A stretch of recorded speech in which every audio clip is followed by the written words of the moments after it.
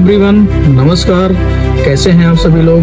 मैं हूं आपका आदित्य गुप्ता। स्वागत करता हूं आप सभी का द पॉडकास्ट विद आदित्य में। दोस्तों, इस समय हमारे साथ मौजूद हैं भारतीय जनता पार्टी से बहुत ही प्रमुख और कद्दावर नेता दीनबंधु प्रताप सिंह बघेल जी। बहुत बहुत स्वागत है नेताजी आपका हमारे आज के इस पॉडकास्ट में। नेताजी, मैं आपसे कहना चाहूंगा कि आप हमारे जनता से, हमारे पब्लिक से, हमारे दर्शकों से मुखातिब होइए। जी प्रणाम। मैं दीनबंधु प्रताप सिंह बघेल गोरखपुर विश्वविद्यालय से छात्र संघ उपाध्यक्ष की राजनीति से राजनीतिक जीवन का प्रादुर्भाव हुआ और जो गोरखपुर विश्वविद्यालय से ही मैंने स्नातक परास्नातक की मैंने शिक्षा अर्जित की। तदुपरांत शोध छात्र के रूप में पीएचडी के रूप में राजस्थान, अलवर राजस्थान से मैंने पीएचडी की शिक्षा प्राप्त की जी। और वर्तमान में एलएलबी का अंतिम तृतीय वर्ष मेरा इसी 17-26 में पूरे होगा जी। यह मेरा एक शैक्षणिक योग्यता रही और अनवरत 10 वर्षों से विकास खंड लोटन के इस ब्लॉक में एक राजनीतिक पृष्ठभूमि पे काम कर रहा हूँ। नेताजी, मैं आपसे जानना चाहता हूं कि हमारे जो क्षेत्रीय विशेष मुद्दे हैं, उन मुद्दों में आपको ऐसी कौन सी बड़ी समस्या नजर आती है जिसके बारे में आप अगर वार्तालाप करना चाहें हमारे पॉडकास्ट में? देखिए, सबसे बड़ा विषय ये है कि जनपद सिद्धार्थनगर एक आकांक्षा जनपद के रूप में जाना जाता है। जी जी। उसके बाद भी विशेष तौर पे जो हमारा विकास खंड लोटन है जी, वो दो प्रमुख नदियों के मध्य का दोआबा क्षेत्र कहा गया है। इसको कोड़ा गोंगी के मध्य का ये क्षेत्र है जी। तो यहाँ पे ऐसा मेरा मानना है कि शिक्षा का स्तर बहुत ही निम्न है। जी। शिक्षा आज अगर आप देखें तो संपूर्ण कुआं गोंगी के मध्य में 40% ही युवा आपको स्नातक प्राप्त होगा। जी। तो सबसे बड़ा तो विषय ये है कि हमारे सिद्धार्थनगर जनपद के साथ साथ हमारे इस कुआं गोंगी के मध्य का जो युवा है, जो हमारा साथी है, शिक्षा के प्रति जो भी व्यापक व्यवस्थाएं की जा सके उस पर ध्यान देना नितांत आवश्यक है। इसी क्रम में यह क्षेत्र कृषि प्रधान क्षेत्र है जी। और किसानों की आए दिन की समस्याएं खाद को लेकर के होती हैं, सिंचाई के प्रबंधन को लेकर के होती हैं। इन सब विषयों पे भी जो भी व्यापक सुविधाएं सरकार के द्वारा, हमारे पार्टी के द्वारा, हमारे जनप्रतिनिधियों के द्वारा किया जाए, निश्चित रूप से सार्थकता की ओर होगा। इसी के साथ साथ एक प्रमुख जो विषय मेरे दिमाग में अनवरत कई वर्षों से चल रहा है जी। कि धर्मौली सिवान और हरिबंशपुर सिवान के मध्य में एक सरयू नहर परियोजना बनी थी जी। जिसके कारण वो परियोजना सीधे अभयपुर होते हुए आगे जाकर के निकल रही है। उस नहर के बनने के नाते मुझे लगता है 200-300 एकड़ भूमि कृषि से वंचित है।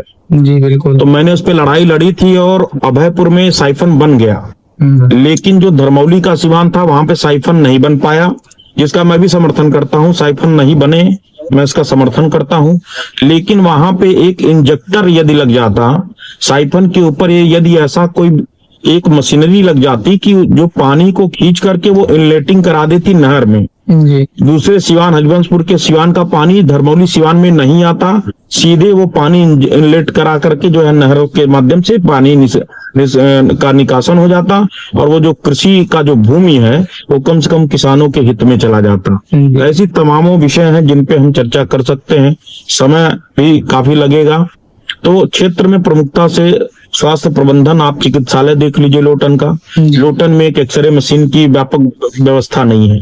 अगर आए दिन थाने चौकी के भ्रष्टाचार की आकंठा में संलिप्त सारे अधिकारी कर्मचारियों को आप देख लें, सिंचाई विभाग के कर्मचारियों को देख लें, विद्युत विभाग के कर्मचारियों को देख लें, यहाँ का किसान, यहाँ का बेबस जो युवा है, किसान है, ये अनएजुकेटेड है और इन्हें कोई भी बहला फुसला करके लाख रुपए, 50,000 रुपए थाने चौकी से पे दलाली होती है, विद्युत केंद्रों पे दलाली होती है।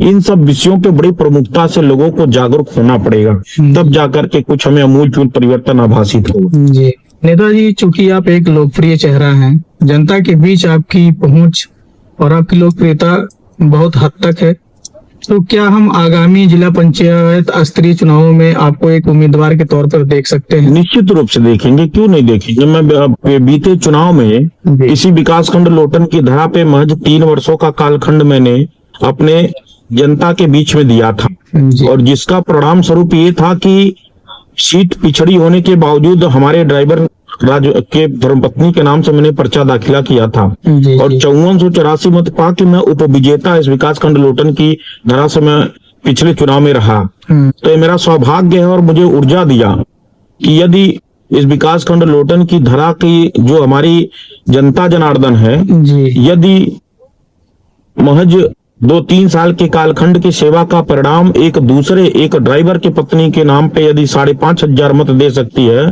तो निश्चित रूप से मैं इनका ऋणी हूं और इनका मैं जीवन पर्यंत सेवा करूंगा। आज जिला पंचायत है, कल विधानसभा होगा, परसों लोकसभा होगा। यही मेरा क्षेत्र है, यही मेरा कर्मभूमि है, मरणोपरांत तक यही मेरा कर्मभूमि रहेगा। भगवान से प्रार्थना करते हैं कि आप हमेशा जनता की उम्मीदों पर खरा उतरें। नेताजी, आपसे हम ये जानना चाहते हैं जी कि जो भी पंचायत स्तरीय चुनाव है, जो इसमें उम्मीदवार आते हैं, तो हमारी जो जनता होती है वो किन मुद्दों पर चुनाव में अपना उम्मीदवार तय करे? देखिए, जिला पंचायत का जो पद होता है जी उसको सामान्यतः आम जनमानस समझना नहीं चाहता है। जी आम जनमानस को ये लगता है कि जिला पंचायत सामान्य चुनाव है, किसी को वोट दे दीजिए। जाति धर्म पंथ के नाम पे लोगों बट जाते हैं। जी कोई जाति के नाम पे चुनाव के समय में आपसे मतदान का अपील करेगा, कोई धर्म के नाम पे करेगा, कोई एक व्यक्ति विशेष के तौर पे अपने आप को जो है स्थापित करके आपसे मतदान की अपील करेगा। तो इन सब चीजों से ऊपर उठना पड़ेगा। जी आपको अपने प्रत्याशी का चयन जिला पंचायत सदस्य पद जो होता है वो जिले की एक कोर कमेटी का एक मेंबर होता है, जिसपे जब योजनाएं रचनाएं बनाई जाती हैं, विकास की रूपरेखाओं का जब ढांचा तय किया जाता है, तो उस असेंबली का एक महत्वपूर्ण इकाई जो होता है, आरंभिक इकाई जो होता है, वो संबंधित जिला पंचायत सदस्य होता है। तो जिला पंचायत यदि आपका शिक्षित नहीं होगा, जिला पंचायत के अंदर यदि बौद्धिक क्षमता नहीं होगी, यदि उसकी योग्यता नहीं होगी, यदि उसकी दक्षता नहीं होगी, यदि उसकी शैली नहीं होगी, तो निश्चित रूप से क्षेत्र के विकास में वह अपनी भूमिका नहीं दर्ज करा पाएगा, क्षेत्र की विभिन्न समस्याओं को सक्षम अधिकारी तक नहीं रख पाएगा। ऐसी स्थिति में आपका जो क्षेत्र है वो ऐसे ही ये मान के चलिए कि जो पिछड़े आकांक्षी जनपद के तौर पे जो जाना जाता है, इस पे कोई परिवर्तन नहीं होगा यदि आप लोग जाति पंथ मजहब के नाम पे केवल बट के मतदान करेंगे। तो मेरा अपने क्षेत्र के सम्मानित बंधुओं से आग्रह है कि जिस भी प्रत्याशी को आप मैं नहीं कहता कि आप मतदान बघेल को करें, लेकिन इतना जरूर कहूंगा कि जो भी मतदान आप करें वह एक शिक्षित और पढ़े लिखे व्यक्ति को करें, ताकि आपका वह नेतृत्व कर सके, आपके क्षेत्र समाज और समुदाय की संरक्षण और सुरक्षा दे सके। यह मेरा आप सभी लोगों से अपील है। आपसे हम ये जानना चाहते हैं, क्योंकि अमूमन मैं देखता हूँ क्षेत्र में हमारी जनता है, उनकी हर एक समस्याओं में आप प्रखरता से शामिल होते हैं, और अधिकतर मैं देखता हूँ जो दाह संस्कार होते हैं घाटों पर, वहाँ अन्य कोई बड़ा चेहरा नहीं दिखाई देता है सिवाय आपके। तो इस पर आपकी क्या विचारधारा है? कौन कौन से विचार आपको प्रभावित करते हैं? एक जनप्रतिनिधि बनने का मंशा रखता है कि मैं क्षेत्र के लोगों के सुख दुख में सम्मिलित रहूं। कर्मठता केवल बोर्ड मात्र पे लिख देना कि भावी जिला पंचायत प्रत्याशी सुयोग्य कर्मठ जुझारू से यह प्रामाणिकता नहीं होती है। जी। मैंने अनवरत 10 वर्षों में अपनी प्रामाणिकता मैंने दी है, और उसके पीछे कहीं ना कहीं सबसे बड़ा कारण आम जनमानस रहा है। लोगों का एक आत्मीय जो एक लगाव दीनबंधु प्रताप सिंह बघेल से रहा है, उसका मैं ऋणी हूँ। जो भी मेरा संबंध है अनवरत 10 वर्षों से, उसमें बढ़ोतरी ही हुई है, इजाफा ही हुआ है। किसी भी संबंधों को मैंने कभी किसी भी प्रकार से बरगला करके, दलाली बेईमानी करके मैंने संबंधों में कहीं कुठाराघात, कहीं कोई विश्वासघात नहीं किया। आज उसी का परिणाम है। मेरे ईमानदारी को, मेरे निष्ठा को, मेरी तत्परता को, मेरे योग्यता को, मेरी क्षमता को, मेरी शैली को जनता ने सराहा है। और एक गांव से कोई भी घटना, कोई भी दिक्कत परेशानी, यदि कोई थाना चौकी पे कोई प्रभारी निरीक्षक हुआ, सहायक निरीक्षक हुआ, अगर दलाली बेईमानी करता है तो पहला फोन बघेल के पास आता है। कोई अगर विद्युत कर्मी कोई अभद्रता करता है, भ्रष्टाचार करता है, अवर अभियंता करता हो, जेई करता हो, सहायक करता हो, तो सीधे बघेल के पास फोन आता है। और विश्वास मानिए कि पूरी ताकत के साथ उसका पुरजोर विरोध करता हूं, और सक्षम अधिकारी चाहे जिस भी स्तर का हो, उससे निपटने की क्षमता रखता हूं। यदि वो हमारे क्षेत्र की आम जनमानस से भ्रष्टाचार करेगा, अगर धनादोहन करेगा, दलाली बेईमानी करेगा, तो ईंट से ईंट बजाऊंगा, मरोड़ों प्रांत तक बजाऊंगा। और जितने भी लोग हैं, जो भी हमारे जनप्रतिनिधि हैं, जी जो भी जनप्रतिनिधि बनने की अपेक्षा रखते हैं, जी। उनसे मैं आग्रह करता हूं कि आप यदि जनप्रतिनिधि बनना चाहते हैं, यदि नेतृत्व करना चाहते हैं, तो आम जन की समस्याओं का निराकरण करें, निदान करें, ईमानदारी से करें। दलाली, बेईमानी, मक्कारी करके गरीब निरीह जनता का धनादोहन, शोषण करके आप कभी एक जनप्रतिनिधि नहीं बन सकते हैं। आप केवल और केवल एक दलाल के रूप में जाने जाएंगे। तो आज उसी का परिणाम है कि बघेल के एक चरित्र को लोगों ने प्रामाणिकता दी है कि बघेल जी ईमानदार आदमी है। जी अगर बघेल के पास कोई अगर आया होगा, जिस भी स्तर का मदद मांगा होगा, चाहे वो आर्थिक मदद रहा हो, चाहे शारीरिक मदद रहा हो, चाहे बौद्धिक मदद रहा हो, जिस भी स्तर का लोगों ने अपेक्षा किया होगा, हर उस स्तर पे जाके और मैंने मदद किया है। आज उसी का परिणाम है कि जन जन तक मैं हमेशा पहुंचता हूं। लोग स्वयं से फोन करते हैं। एक गांव में यदि छोटी सी घटना हो जाए तो ये मेरा सौभाग्य है, परम सौभाग्य है कि मेरे 10 शुभचिंतक, 10 हमारे इष्ट मित्र, 10 हमारे बंधु बांधव मुझे फोन करके उसमें सम्मिलित होने का आग्रह करते हैं। तो यह बघेल जिला पंचायत तो बहुत छोटा एक विषय है। इससे बड़ा सौभाग्य, इससे बड़ा उपहार, इससे बड़ा सम्मान मेरे लिए कुछ नहीं हो सकता है। और इस विकास खंड लोटन की जनता का मैं धूरी धूरी अभिनंदन करता हूं, धूरी धूरी स्वागत करता हूं और अभिवादन करता हूं कि आपके लिए इस कण का, इस शरीर का कण कण का रक्त अगर आपके लिए अगर समर्पित हो जाए तो भी मुझे संकोच नहीं होगा। जनता से बस इतना ही अपील करूंगा कि आपका स्नेह प्यार मैं अभिभूत हूं। बहुत बहुत धन्यवाद देता हूं अपने विकास खंड लोटन की आम जनमानस को कि आपका इतना अपार स्नेह, भोजन तक आप हमें कराते हैं। मैं इसके लिए बहुत बहुत साधुवाद देता हूं।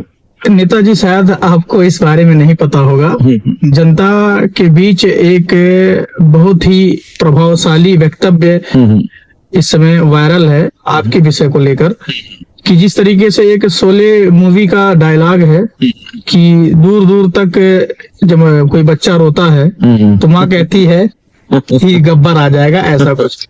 तो आपके विषय में वायरल ये है कि जहाँ कहीं गलत हो रहा है, कहीं भ्रष्टाचार हो रहा है, किसी का शोषण हो रहा है, आम जनता का शोषण हो रहा है, तो वहाँ ये बहुत ही सटीक बैठता है कि सावधान हो जाओ, नहीं तो बघेल आ जाएगा। हाँ, बघेल को जानकारी नहीं होनी चाहिए।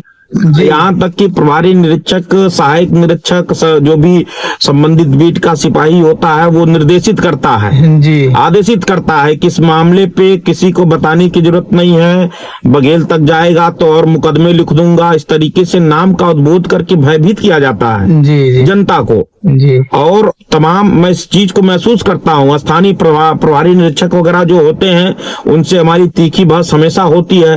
तो जिन क्षेत्रों में उसका परिणाम मुझे क्या मिलता है कि दो पक्षों के आपसी विवाद में, आरोप प्रत्यारोप में मेरी पैरवी हो या ना हो, एक पक्ष से संबंधित प्रशासन इस बात को जरूर कहेगा कि बघेल के दबाव में मैं काम कर रहा हूं जिससे वह मेरा मत बर्बाद हो, वह मेरा मतदाता मुझसे रुष्ट हो, बेशक मेरी कोई भूमिका हो या ना हो। संबंधित यही स्थिति विद्युत केंद्रों पे होती है, यही स्थिति संबंधित प्रशासनिक महकमे में होती है कि दो पक्षों में किसी एक पक्ष को मेरे नाम से तो निश्चित रूप से बताना है। जो व्यक्तिगत प्रभारी निरीक्षक हमसे रुष्ट होते हैं, दलाली बेईमानी के रुपयों को वापस करना पड़ता है, तो उस पे रुष्टता के नाते इस प्रकार का दुष्प्रचार जरूर वो करेंगे, किसी बहाने 2-400 मत का हम नुकसान कर सकें, जो मैं अनवरत इस बात को महसूस करता हूं। लेकिन उससे कोई प्रभाव नहीं पड़ना है। माँ भगवती का आशीर्वाद रहे, जगदम्बा का आशीर्वाद रहे, क्षेत्र के वृद्ध माताओं बहनों का आशीर्वाद रहे। इसी तरीके से जीवन पर्यंत सेवा करता रहूंगा। जी बिल्कुल नेताजी, चूंकि आपके पास समय का अभाव है तो इस वजह से हम कुछ मुख्य प्रश्न आपके सामने रखना चाहेंगे।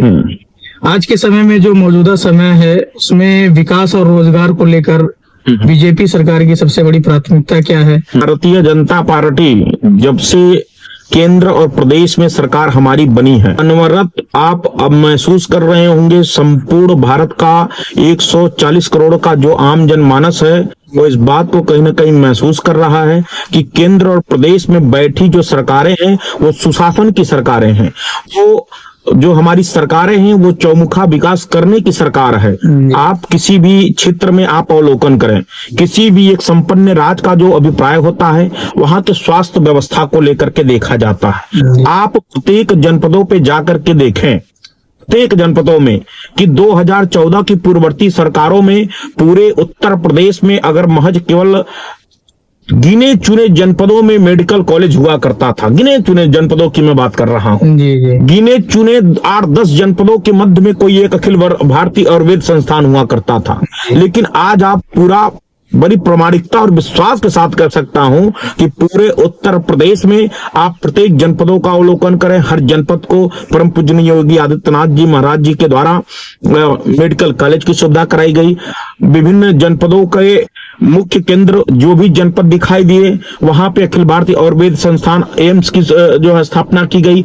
आज गोरखपुर हमारा देखिए, परम पूजनीय परम सद्य प्रातः स्मरणीय हमारे महाराज जी के द्वारा आज गोरखपुर अखिल भारतीय आयुर्वेद संस्थान में बिहार तक के लोग उपचार कराने आ रहे हैं। तो पहला विषय हो गया हमारी सरकार का, प्राथमिकता से स्वास्थ्य की जो हमारी व्यवस्था रही उसको सुदृढ़ किया गया। स्वास्थ्य के साथ साथ पेयजल प्रबंधन पे आते हैं। आज केवल नगरीय क्षेत्र का आदमी कहीं ना कहीं शुद्ध जल प्राप्त कर पाता था। ग्रामीण अंचल में जो हमारे लोग थे वो आप 40 फीट 30 फीट गहरे पाइप का पानी पीने के लिए व्यवस्थ थे। आज सरकार ने हर घर जल की योजना को ला करके आज प्रत्येक ग्राम स्तर पे जाकर के आज जल की व्यवस्था की गई है। प्रत्येक व्यक्ति शुद्ध जल प्राप्त कर सकेगा। सरकार की दूसरी व्यवस्था स्वास्थ्य व्यवस्था हो गई, जल प्रबंधन हो गया। आवागमन, किसी भी देश प्रदेश के उत्थान का विकास का जो प्रमुख माध्यम होता है वो आवागमन होता है। मार्ग होता है, ब्रिज होता है, पुल होता है, इलेक्ट्रिसिटी होती है, आपकी रेलवे कन्वीनियंस में सहजता होती है। तमाम प्रमुख चीजों को जब आप देखेंगे तो विकास से जुड़ी जो भी आवागमन से संबंधित जो भी वर्ग होता हो, जो भी उसको हमारी सरकार ने प्राथमिकता पे लेकर के उस पे मतलब युद्ध स्तर पे काम हुआ।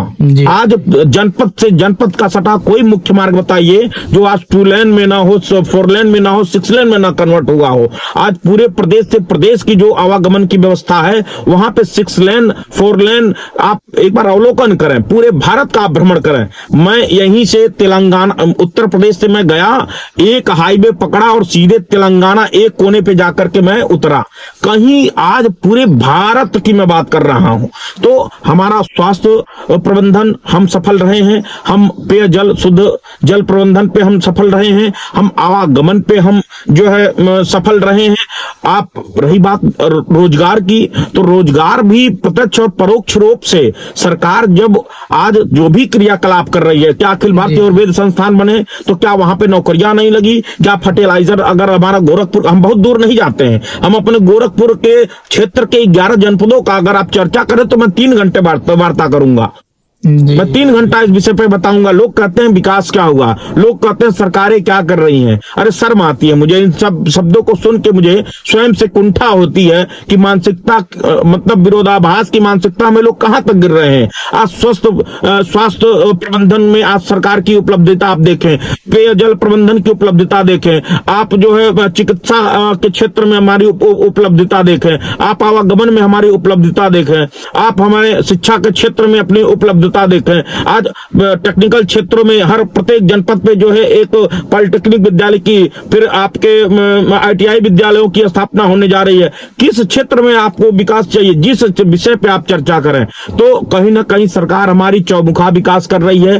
साथ ही साथ हिंदू जनमानस के मन मस्तक को गौरव से लबरेज करके, गौरवान्वित करके संपूर्ण भारत में एक संदेश देने का काम कर रही है। हिंदुस्तान के पुनरावृत्ति, पुनरुद्धार, सनातन सभ्यता संस्कृति की पुनरुद्धार का ये कालखंड है। 21वीं सदी हिंदुत्व की सदी है, हिंदुत्व के पुनर्जागरण की सदी है, हिंदुत्व के पुनर्स्थापना की सदी है। यह हमारी सरकार की सबसे बड़ी उपलब्धता है। सर्वजन सुखाय, सर्वजन हिताय, सर्वजन संपन्नताय के सिद्धांत पे हम काम कर रहे हैं। हर क्षेत्र, हर समाज, हर वर्ग का उत्थान हो रहा है, चौमुखा विकास हो रहा है। जैसा कि आपने बताया कि भारतीय जनता पार्टी की सरकार जनता के हित में युद्ध स्तर पर काम कर रही है, इसके बावजूद विपक्ष अक्सर सरकार पर लोकतंत्र कमजोर करने का आरोप मढ़ता है। इस पर आपकी प्रतिक्रिया क्या है? यदि अगर हमारा लोकतंत्र यदि कमजोर होता, यदि हमारा लोकतंत्र यदि कमजोर होता तो आज जो फुल मेजोरिटी में हमारी सरकारें बन रही हैं उस वक्त किस आधार पे बन रही हैं? मैं उन लोगों से जानना चाहता हूं अब खिसियानी बिल्ली खम्मा नोचे, भाई अंगूर नहीं मिले तो अंगूर खट्टे। तो इन विषयों पे मैं कोई क्रिया प्रतिक्रिया नहीं दे सकता हूं। अगर हमारा सुशासन यदि प्रामाणिकता के साथ यदि सिद्ध हो रहा है, यदि हमारे क्रियाकलापों को यदि आम जनमानस अंत्योदय के पंक्ति में खड़ा हुआ अंतिम व्यक्ति यदि स्वीकारता के साथ प्रामाणिकता के साथ हमको स्वीकार रहा है, तो उसमें लोकतंत्र की मैं तो मानता हूं बड़ी मजबूती आई है। तो आज लोकतंत्र जागरूक हुआ है। लोग जात धर्म मत के नाम पे बांट करके अपने उल्लू को सीधा करके अपने शासन सत्ता का दुरुपयोग करके धनाचार भ्रष्टाचार करते थे। आज तो लोकतंत्र जागृत हुआ है। आज तो लोकतंत्र के लोग जान रहे हैं कि कैसे मतदान होता है, किसका चयन करना चाहिए, कौन सी सरकार हमारे उपयोगी है, कौन सी सरकार हमारे उपयोग में नहीं है, किस सरकार के हाथ में नेतृत्व होना। आज तो सही मायने में मेरा बड़े प्रामाणिकता के साथ इस बात को प्रामाणिकता के साथ मैं कहता हूं कि आज लोकतंत्र जागृत हुआ है। आज उसी का परिणाम है जो हम पूरे प्रदेश में नहीं पूरे देश में जो भी आपको देखने को मिल रहा है। फुल मेजोरिटी में जो हमारी सरकारें बन रही हैं, आज अभी बीते कुछ हफ्ते में आपने बिहार का चुनाव देखा, आज हम फुलफिल सरकार वहां पे हमने बनाई। तो कहीं ना कहीं हमारी प्रामाणिकता रही है, हमारे क्रियाकलापों को आम जनमानस ने सराहा है, स्वीकारा है, और यही लोकतंत्र के स्थापना का सुंदर स्वरूप है, मेरा ऐसा मानना है। जी, इस समय नेताजी वैश्विक के मुद्दों पर बात किया जाए तो ईरान व इजराइल युद्ध के बड़े चर्चे हैं। ऐसी स्थिति में हमारा भारत या फिर हमारी भारतीय गवर्नमेंट अपने आप को किस भूमिका में रखती है? अंतर्राष्ट्रीय स्तर पे भारत की जो भूमिका है, चाहे ईरान हो, चाहे इराक हो, चाहे अमेरिका हो, माननीय मोदी जी की शक्ति, माननीय मोदी जी की प्रामाणिकता सभी देशों को पता है। ये भारत का नया ये उभरता स्वरूप है। हमारी शक्ति, हमारी सैन्य शक्ति, हमारे वीर सपूतों के ऊर्जा को, ताकत को देश के नहीं अंतर्राष्ट्रीय स्तर पे प्रामाणिकता है। और भारत के प्रति कोई भी कुटाराघात को दृश्य करने की क्षमता अगर रखेगा तो उसका जोरदार विरोध होगा, और हर स्तर पे उसका ईंट से ईंट बजाने का काम हमारा केंद्र का नेतृत्व करेगा। यह पूरा प्रदेश नहीं पूरा देश इस बात को स्वीकारा है। जी नेताजी, जैसा कि हम लोग पॉडकास्ट के अंतिम पड़ाव में हैं, तो मैं आपसे गुजारिश करूंगा कि आप हमारे क्षेत्र की जनता को दो टूक कहें। देखिए, चूंकि आने वाले जिला पंचायत चुनाव में आप लोगों के बीच में अनेकों भांति भांति के लोग आएंगे जो आपके पक्ष में आपसे अपने जाति, समाज, वर्ग, धर्म के नाम पे मतदान करने की अपील करेंगे। तो इस ब्रॉडकास्ट के माध्यम से, मैं प्रसारण के माध्यम से केवल इतना ही आग्रह करूंगा कि अगर ये आपका सेवक यदि अपने क्रियाकलापों से, अपने यदि योग्यता से, क्षमता से, शैली से यदि आपको विश्वास यदि दिया हो, यदि प्रामाणिकता दिया हो, तो निश्चित रूप से आने वाले समय में आप लोग अपने मत का सदुपयोग करें। अपने इस बेटा दीनबंधु प्रताप सिंह बघेल को आप लोग आने वाले चुनाव में भारी से भारी मतों से आप प्रचंड बहुमत से विजय श्री प्राप्त करा करके जिला पंचायत के सदन में भेजने का काम करें, ताकि आपके मान सम्मान, स्वाभिमान का रक्षा संरक्षण इसी भांति करता रहूं। इन्हीं सब बातों के साथ आप सभी लोगों का बहुत बहुत धन्यवाद, बहुत बहुत धन्यवाद। नेताजी, आपको भी बहुत बहुत धन्यवाद। आपने अपना कीमती समय दिया, हमारे आज के इस पॉडकास्ट में आप शामिल हुए।